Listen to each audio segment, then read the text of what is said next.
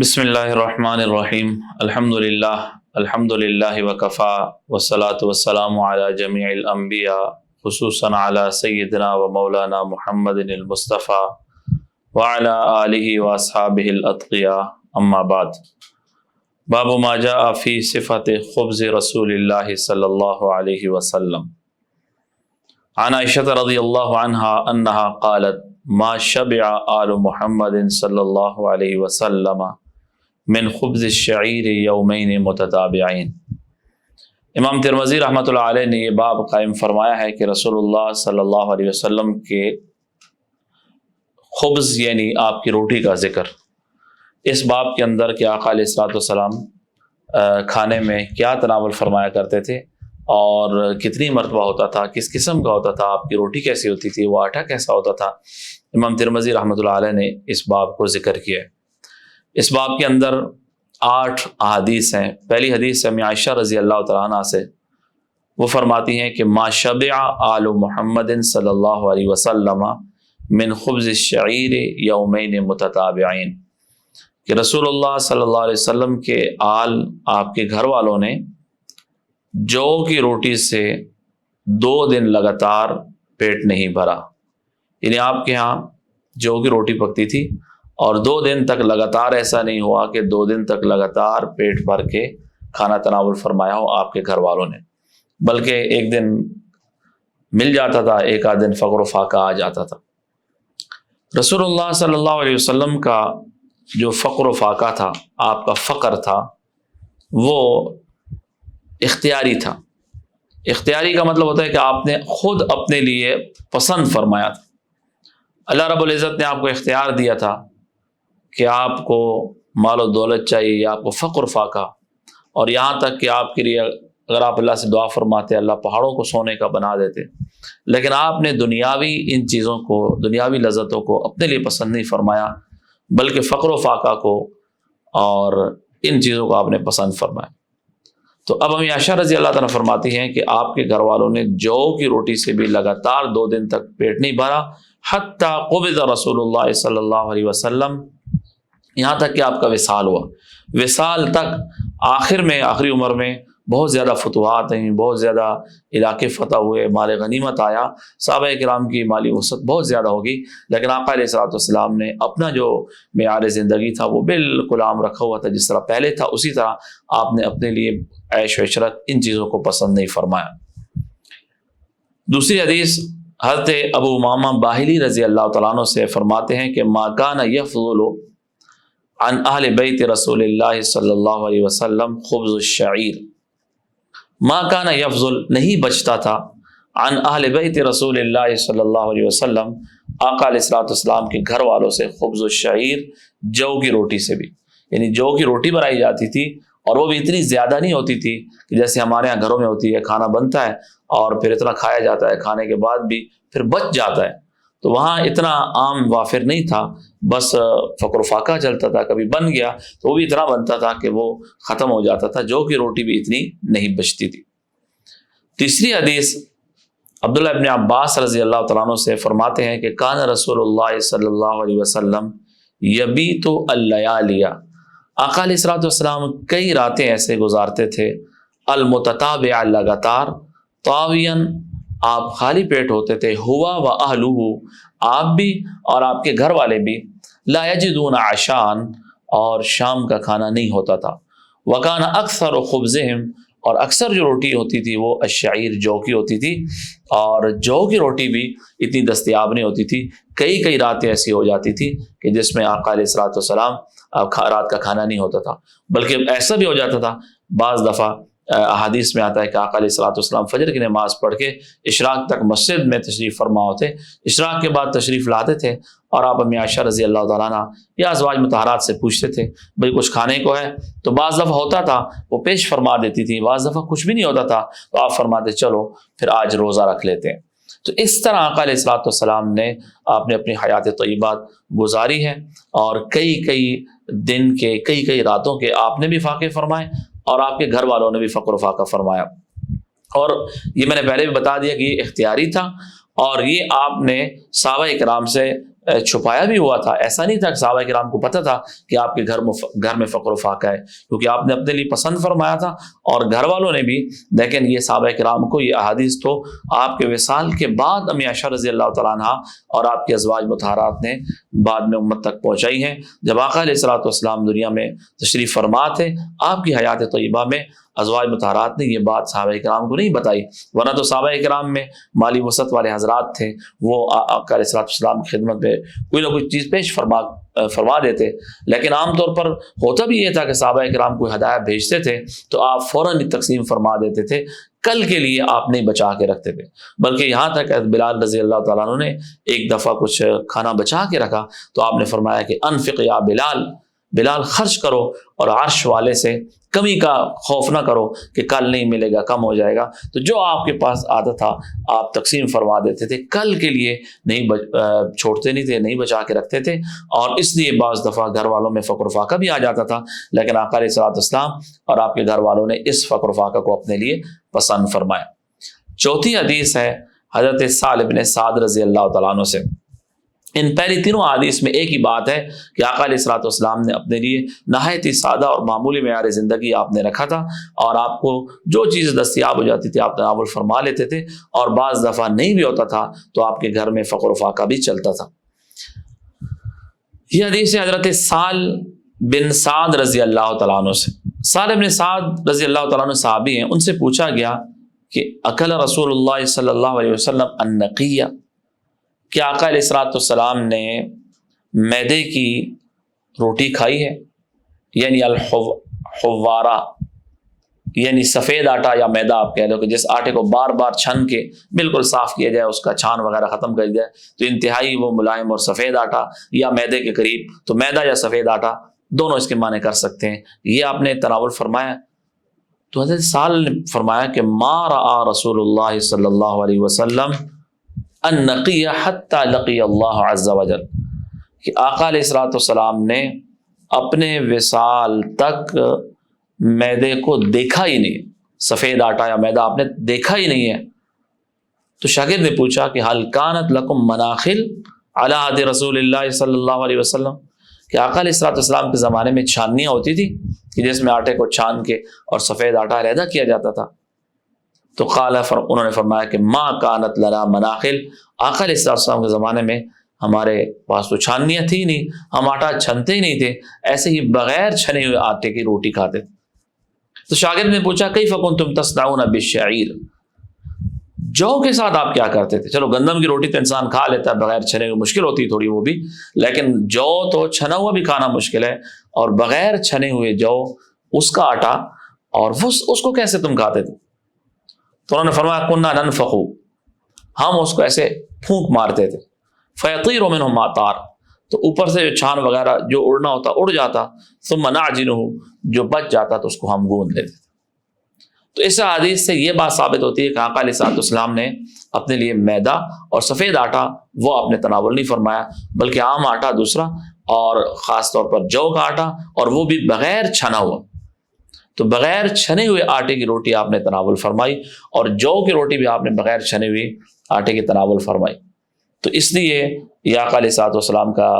آپ کی سنت مبارکہ ہے، تو اس سے انسان اگر کبھی کبھار ہو سکے تو ایسا بھی کرنا چاہیے۔ بلکہ اب تو ڈاکٹر حضرات نے بتایا کہ جو چھان ہے جس کو ہم اتار کے پھینک دیتے ہیں، اس میں فائبر ہوتا ہے، یہ انسانی صحت کے لیے انتہائی مفید چیز ہے جس کو ہم الگ کر کے پھینک دیتے ہیں۔ تو احادیث کے مطابق بھی اسی طرح ہے کہ بغیر چھنے ہوئے آٹے کی روٹی حضرات صحابہ کرام اور آقا علیہ الصلوۃ والسلام تناول فرماتے تھے۔ بہرحال اگر کوئی چھان کے اور چھان علیحدہ کر کے آٹا سفید آٹے کی روٹی بناتا ہے تو منع نہیں ہے، لیکن آقا علیہ الصلوۃ والسلام نے جو اپنے لیے پسند فرمائی ہے، اور آپ کے دور میں جو عام عمومی رواج تھا وہ یہی تھا کہ بغیر چھنے ہوئے جو کی اور بغیر چھنے ہوئے آٹے کی روٹی بنتی تھی۔ پانچویں حدیث سیدنا انس بن مالک رضی اللہ تعالیٰ عنہ سے فرماتے ہیں کہ ما اکل نبی اللہ صلی اللہ علیہ وسلم علی خیوان، کہ آقا علیہ الصلوۃ والسلام نے میز پر کھانا تناول نہیں فرمایا، ولا فی سکر رجا، اور آپ نے چھوٹی چھوٹی پلیٹوں میں کھانا تناول نہیں فرمایا، میز وغیرہ اس پر کھانا تناول نہیں فرمایا۔ آپ کے لیے زمانے میں عام طور پر میز پر لوگ نہیں کھانے کھاتے، اور سکر رجا چھوٹی چھوٹی پلیٹیں جن کے اندر ہمارے ہاں چٹنی وغیرہ اچار اس قسم کی چیزیں رکھی جاتی ہیں، آقا علیہ الصلوۃ والسلام نے یہ چیزیں تناول نہیں فرمائی۔ ولا خبز لہو مرقق، اور نہ آپ کے لیے باریک چپاتی بنائی گئی، چپاتی بھی آپ کے لیے نہیں بنائی گئی، چھوٹی پلیٹ میں کھانا بھی تناول نہیں فرمایا اور میز پر بھی کھانا تناول نہیں فرمایا۔ تو شاگرد کہتے ہیں حضرت انس کے کہ کیسے پھر کھاتے تھے، کس طرح تم کھانا کھاتے تھے؟ ان کے شاگرد حضرت قتادہ سے پوچھا، جو انس کے شاگرد تھے، پھر صحابہ کیسے کھاتے تھے اور آقا علیہ السلام کے زمانے میں کیسے کھایا جاتا تھا کھانا؟ تو قال علی ھذا سفر، ان دسترخوانوں پر، جو ہمارے ہاں سفرہ دسترخوان کو کہتے ہیں، تو نیچے زمین پر دسترخوان لگا کے اس پر کھانا کھایا جاتا تھا۔ تو آقا علیہ السلام کے زمانے میں زمین پر دسترخوان لگتا تھا، اس پر کھانا کھایا جاتا تھا، اور کھانا عربوں کے ہاں بڑی پلیٹیں ہوتی ہیں جس کے اندر عام طور پر شوربے والا گوشت بنایا جاتا تھا، اور اس کے اندر روٹی کو کوٹ کے ڈالا جاتا ہے، چھوٹے چھوٹے ٹکڑے کر کے، اوپر سے سالن ڈالا جاتا ہے، اور پھر اوپر سے گوشت کے ٹکڑے رکھے جاتے ہیں، اور وہ ایک بہت ہی اعلیٰ کھانا ہے جو مہمان کے اکرام کے لیے بھی پیش کیا جاتا ہے، اور کئی افراد مل کے ایک ہی پلیٹ کے اندر اس کو کھاتے ہیں۔ یہ آقا علیہ السلام کے زمانے میں عمومی رواج تھا اس کا۔ تو اس لیے چھوٹی چھوٹی پلیٹوں میں جو ساتھ علیحدہ ہمارے یہاں کھایا جاتا ہے وہ بھی رواج نہیں تھا، اور چھوٹی چھوٹی پلیٹوں میں ساتھ جو ہمارے یہاں مختلف اور چیزیں رکھی جاتی ہیں، آقا علیہ السلام کے زمانے میں ایسا نہیں تھا۔ اسی طرح آپ کے لیے باریک روٹی نہیں بنائے گی، پتلی روٹی، بلکہ بغیر چھنے ہوئے آٹے کی روٹی آپ نے تناول فرمائی ہے۔ تو یہ چیزیں ایسی ہیں، اگر کوئی شخص آقا علیہ السلام کی اتباع کرتا ہے تو بہت اچھی بات ہے، لیکن اگر کوئی شخص کہتا ہے میں نیچے نہیں بیٹھتا یا نیچے نہیں بیٹھ سکتا، میز پر بھی کھانا کھاتا ہے، تو منع نہیں ہے میز پر بھی کھانا کھانا، لیکن یہ ہے کہ آقا علیہ السلام کا جو اصل طریقہ ہے، آپ کی سنت مبارکہ یہ ہے کہ انسان نیچے بیٹھ کر کھانا کھائے۔ اسی طرح بڑی پلیٹ کے اندر اکٹھے لوگ مل کے اس میں کھانا کھائیں۔ چھٹی حدیث ہے حضرت مسروق سے۔ مسروق تابعی ہیں، فرماتے ہیں کہ دخلت علی عائشہ، میں امی عائشہ کے پاس گیا، فدعت لی بطعام، تو امی عائشہ نے میرے لیے کھانا منگایا۔ وقالت، پھر امی عائشہ نے فرمایا کہ ما اشبع من طعام، میں جب بھی کھانا کھا کر میرا پیٹ بھرتا ہے، فاشاء ان ابکیہ، تو میرا رونے کو دل چاہتا، الا بکئی، تو بس میں رو پڑتی ہوں۔ تو امی عائشہ نے اپنے مہمان، اپنے شاگرد مسروق کو فرمایا، ان کے سامنے کھانا لایا گیا، پھر امی عائشہ نے فرمایا کہ جب بھی میں پیٹ بھر کے کھانا کھاتی ہوں نا تو میرا رونے کو دل کرتا ہے، اور پھر میں روتی ہوں۔ تو شاگرد کہتے ہیں میں نے کہا لما اما جان، یہ کیوں ایسا ہے کہ آپ کیوں روتی ہیں اس پر؟ قال اذکر الحال التي فارق علیہ رسول اللہ صلی اللہ علیہ وسلم دنیا، مجھے وہ وقت یاد آ جاتا ہے جب آقا علیہ الصلوۃ والسلام دنیا سے تشریف لے گئے تھے۔ واللہ، اللہ کی قسم، ما شبع من خبز ولا لحم مرتين فی یوم واحد، کہ ایک دن میں آپ نے گوشت اور روٹی سے 2 مرتبہ پیٹ بھر کے کھانا تناول فرمایا ہو، ایسا نہیں ہو۔ تو عائشہ رضی اللہ تعالیٰ عنہ نے قسم اٹھائی کہ ایسا نہیں ہوا کہ 2 وقت کا کھانا آپ نے 2 وقت میں، دونوں وقت میں گوشت ہو اور روٹی ہو، اور آپ نے پہلے وقت بھی پیٹ بھر کے کھایا صبح کا اور شام کا بھی کھایا۔ تو یہ آقا علیہ الصلوۃ والسلام کا آپ کے حالات زندگی ہیں، اور آپ کا کھانا ایسا ہوتا تھا کہ جس میں لگاتار نہیں ہوتا تھا، کبھی تناول فرما لیا کبھی نہیں، اور بعض دفعہ پیٹ بھر کے بھی ہوتا تھا، لیکن عموماً آپ نے اپنے لیے ایسا پسند نہیں فرمایا۔ اگلی حدیث امی عائشہ رضی اللہ تعالیٰ عنہ سے فرماتی ہیں کہ ما شبع رسول اللہ صلی اللہ علیہ وسلم من خبز الشعیر مرتين یومین متتابعین حتی قبض، کہ آقا علیہ السلام نے جو کی روٹی سے بھی 2 دن لگاتار پیٹ نہیں بھرا، حتی قبض، یہاں تک کہ آپ کا وصال مبارک ہو گیا۔ تو آپ نے پوری حیات طیبہ میں 2 دن لگاتار جو کی روٹی سے بھی پیٹ نہیں بھرا۔ پچھلی حدیث میں کہ آپ نے ایک دن میں 2 ٹائم لگاتار پیٹ بھر کے کھانا تناول فرمایا ہو، اور دونوں ٹائم روٹی اور گوشت ہو، ایسا نہیں ہوا۔ اور اس میں کہ 2 دن لگاتار تو پیٹ بھر کے جو سے بھی آپ نے پیٹ بھر کے کھانا تناول نہیں فرمایا۔ آخری حدیث سیدنا انس بن مالک رضی اللہ تعالیٰ عنہ سے فرماتے ہیں کہ ما اکل رسول اللہ صلی اللہ علیہ وسلم علی خوان، رسول اللہ صلی اللہ علیہ وسلم نے میز پر کھانا تناول نہیں فرمایا، ولا اکل خبزا مرققا، اور نہ آپ نے کبھی باریک روٹی، چپاتی اور چھنے ہوئے آٹے کی روٹی تناول فرمائی، حتی ماتا، یہاں تک کہ آپ کا وصال مبارک ہوا۔ تو بغیر چھنے ہوئے آٹے کی روٹی تناول فرمانا اور زمین پر بیٹھ کر کھانا کھانا، اور اجتماعی طور پر آقا علیہ السلام نے حضرات صحابہ کرام کے ساتھ بیٹھ کر کھانا تناول فرمایا، اور وہ بھی لگاتار، ایسا نہیں ہوتا تھا کبھی آپ کو مل جاتا تھا، آپ تناول فرما لیتے تھے، اور کبھی ایسا ہوتا تھا کہ کئی کئی دن تک فقر و فاقہ آ جاتا تھا۔ اور یہ فقر و فاقہ آقا علیہ الصلوۃ والسلام کا اختیاری تھا۔ آپ نے دعا فرمائی تھی کہ یا اللہ ہمارا جو رزق ہے وہ قوت عطا فرما، اللہم اجعل رزق آل محمد قوتا، قوت مقدر ضرورت ہمیں رزق عطا فرما۔ آپ نے اللہ سے اپنے لیے وسعت مانگی نہیں، اور کبھی کبھار جب وسعت ہو جاتی تھی تو آپ اس کو صدقہ فرما دیا کرتے تھے، اور آپ نے پیٹ بھرنے کو ناپسند فرمایا۔ حدیث میں آتا ہے کہ انسان کے لیے چند لقمے کافی ہیں جو اس کی پیٹھ کو سیدھا کر دیں، چند لقمے۔ فرمایا اگر کسی نے بہت زیادہ ہی کھانا ہے تو 3 حصے کر لے، ایک حصہ کھانے کا، ایک حصہ پانی کا، اور ایک حصہ سانس کا۔ تو آقا علیہ الصلوۃ والسلام نے پیٹ بھر کے کھانا پسند بھی نہیں فرمایا، اور اپنے لیے بھی بہت زیادہ تکلفات اور یہ چیزیں آپ نے پسند نہیں فرمائی۔ فقر و فاقہ کو اختیار کیا، اور آپ نے روزے کو اختیار کیا اپنے لیے۔ آپ مسلسل کثرت سے آپ روزے رکھتے تھے، ہر مہینے کی 13، 14، 15 تاریخ کو، ہر سوموار کو، ہر جمعرات کو آقا علیہ الصلوۃ والسلام روزے رکھتے تھے، اور کھانا لگاتار پیٹ بھر کے کھانا آقا علیہ الصلوۃ والسلام نے ایسا نہیں فرمایا۔ کبھی کبھار ایک آدھ دن کھانا تناول فرما لیا، اگلے دن کھجوریں کھا لی، پھر فقر و فاقہ کر لیا، یا روزہ آ گیا۔